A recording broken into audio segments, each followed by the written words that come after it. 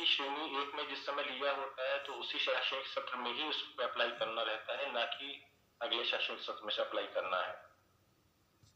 इसमें भी अगर आपका जो बालिका पढ़ रही है अगर वो सरकारी स्कूल से है तो सरकारी स्कूल की तरफ से उसको एक यूनिक आईडी प्रोवाइड होती है।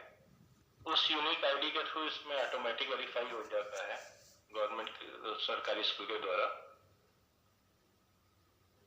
अगर यह फॉर्म जिस समय बालिका भर रही है अगर वो सरकारी स्कूल में नहीं पढ़ के किसी प्राइवेट स्कूल में पढ़ रही है तो वहाँ पे आपको बेसिक डिटेल्स फिल करनी होती है कि स्कूल का नाम, क्लास है, स्कूल का एड्रेस और एडमिशन डेट। अगर सरकारी स्कूल के द्वारा है तो एडमिशन डेट और बाकी डिटेल्स ऑटोमेटिकली फिल होके आ जाती हैं। इसके बाद इसमें भी आपको एक फोटो अपलोड करनी होती है। क्लास फर्स्ट का एक एडमिशन का सर्टिफिकेट अपलोड करना होता है। यह सर्टिफिकेट अगर आप गैर सरकारी स्कूल से हैं तभी आपको अपलोड करना है। अगर सरकारी स्कूल से हैं तो यह सेक्शन नहीं दिखेगा आपको, क्योंकि सरकारी स्कूल का ऑटोमेटिकली वेरीफाई हो चुका होता है। इसलिए उस डॉक्यूमेंट की कोई रिक्वायरमेंट नहीं होती है। इसके बाद इसमें भी आपको जैसा दिया हुआ है कि क्या यह फॉर्म आंगनबाड़ी सेंटर के द्वारा भरा जा रहा है। अगर यह फॉर्म आंगनबाड़ी सेंटर के द्वारा भराया जा रहा है तो आपको हाँ पे टिक करना है।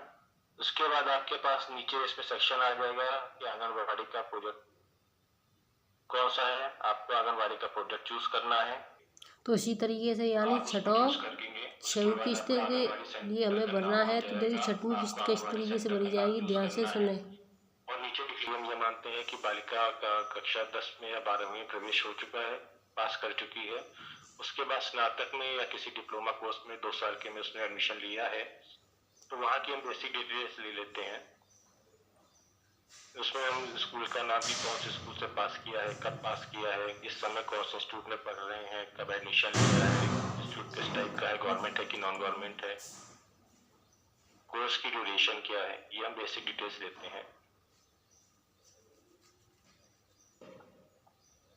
उसके बाद हम इसमें जो डॉक्यूमेंट्स अपलोड कराते हैं वो गर्ल चाइल्ड की लेटेस्ट फोटो होती है। 10वीं या 12वीं की मार्कशीट या सर्टिफिकेट की एक PDF अपलोड कराते हैं। जिस इंस्टीट्यूट में इस समय पढ़ रही हैं वहाँ के एक ID कार्ड की फोटो अपलोड कराते हैं या रिसिप्ट अपलोड कराते हैं और डोमिसाइल का एड्रेस प्रूफ अपलोड कराते हैं। अगर बालिका ने सीधे श्रेणी 6 में ही अप्लाई कर रही है तो। अगर पूर्व में किसी श्रेणी में अप्लाई कर रही है तो एड्रेस प्रूफ ऑलरेडी यहाँ पे नहीं आएगा।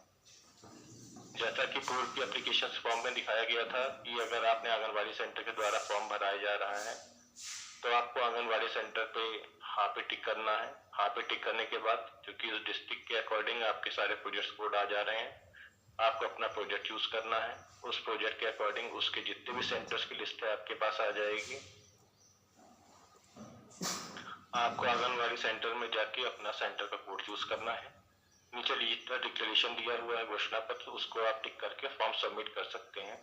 इसमें सभी फॉर्म में मैं आपको बताना चाहूंगा कि अगर आपने आंगनबाड़ी सेंटर के द्वारा फॉर्म भर रहे हैं और आपने जो इसमें लिखा है कि क्या यह फॉर्म आंगनबाड़ी सेंटर के द्वारा भराया जा रहा है उसमें आपने हाँ पे टिक नहीं किया है तो यह फॉर्म आपके द्वारा भराया जा रहा है तो ये सिस्टम को नहीं पता चलेगा। इसलिए ये जरूर ध्यान रखें कि जब भी आप फॉर्म भराएं तो आपको यह फॉर्म आंगनबाड़ी सेंटर के द्वारा भराया जा रहा है, हाँ पे टिक करना है।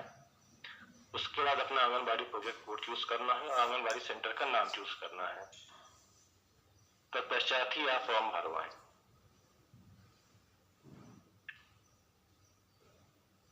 फॉर्म भरने के बाद आपके पास एक डिजिटल प्रिंट आ जाएगा जिसमें आपकी बेसिक डिटेल जो भी ली गई है वो सारी आ जाएंगी, बालिका की फोटो आ जाएगी और उसके बाद आपका, जैसा कि आप इसमें रेड हाइलाइटेड देख रहे हैं कि आवेदन में भरे जाने वाले आंगनबाड़ी का विवरण, तो यहाँ पे आपको अपना आंगनबाड़ी का जो प्रोजेक्ट कोड है वो और प्रोजेक्ट नेम जो है दोनों डिटेल्स फिल होके आ जाएंगी, जिससे कि आपको ये पता रहेगा कि हाँ यह फॉर्म आंगनबाड़ी के द्वारा भरा गया है।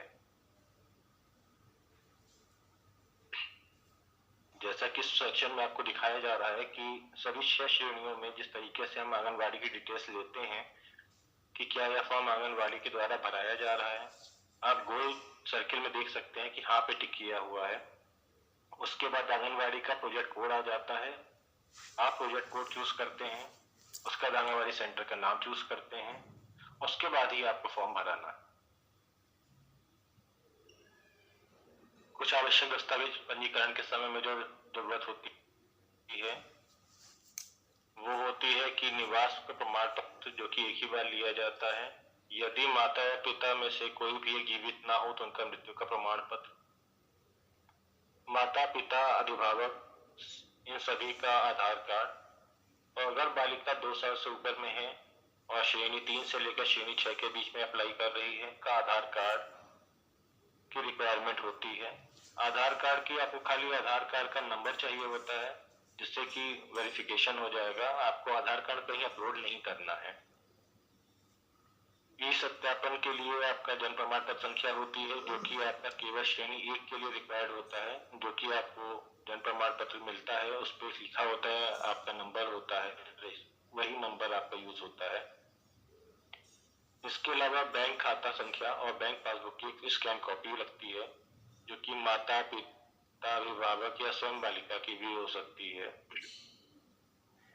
इसमें प्राथमिकता हम देते हैं कि बालिका की माता का हो। यदि माता का नहीं हो तो फिर माता पिता में से किसी का भी हो सकता है। अगर आवेदक का फॉर्म अभिभावक के द्वारा भराया जा रहा है तो अभिभावक का भी बैंक का विवरण देना आवश्यक होता है। यदि बालिका स्वयं अपना फॉर्म भर रही, बालिका वयस्क हो चुकी है, श्रेणी 6 के लिए फॉर्म भर रही है, तो वह लाभ लेने के लिए अपना भी बैंक डिटेल्स दे सकती है। इसके अलावा जो 6 श्रेणी है उसके फॉर्म भरने के लिए कुछ जो रिक्वायर्ड डॉक्यूमेंट्स होते हैं वो होते हैं कि सभी श्रेणियों में तो आपको बालिका की लेटेस्ट फोटो अपलोड करनी ही है। इसके अलावा श्रेणी 1 में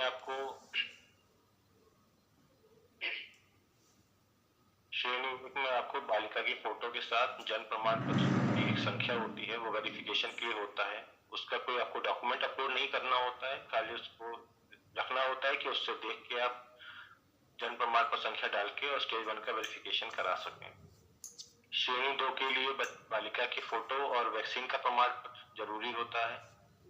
श्रेणी 3 और श्रेणी 4 के लिए बालिका की फोटो की जरूरत तो होती ही है, साथ में आपको जो प्रवेश प्रमाण पत्र होता है, अगर गैर सरकारी स्कूल का है तो आपको एडमिशन प्रूफ देना होता है। अगर सरकारी स्कूल से है तो वहाँ पे आपको सरकारी स्कूल के द्वारा एक स्टूडेंट आईडी मिलती है, जिसके द्वारा आप वेरिफिकेशन करा सकते हैं बेसिक से, और वहाँ पे आपको प्रवेश प्रमाण पत्र या किसी और डॉक्यूमेंट की जरूरत नहीं पड़ती।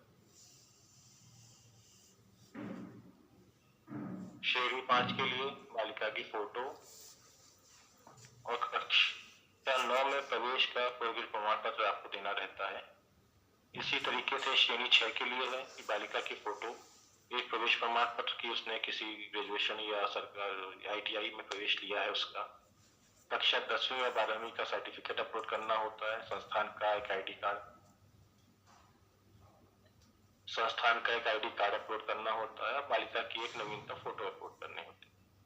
ये कुछ बेसिक रिक्वायरमेंट डॉक्यूमेंट्स हैं जो कि फॉर्म भरते समय अलग अलग श्रेणियों के लिए जरूरी होते हैं।